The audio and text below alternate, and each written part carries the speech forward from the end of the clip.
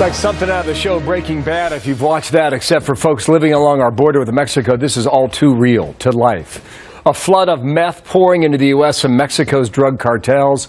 One example here, border agents finding several pounds of meth smuggled inside of an accordion. The crisis has left law enforcement scrambling. Casey Stiegel looking for an answer. Casey's live in Dallas on this. Why Mexico? Let's start there, Casey.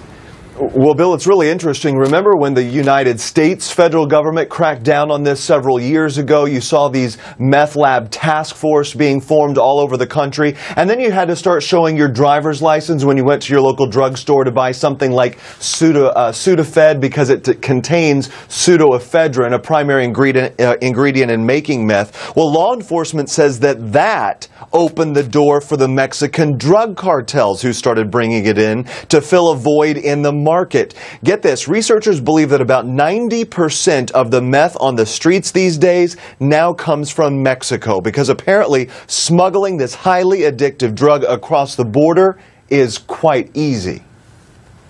They take the methamphetamine that's being made in Mexico. You can dissolve it in a water bottle or a juice bottle. Walk it across the border. It looks like you just got water with you. Then once you get over on the U.S. side, you can dry it out.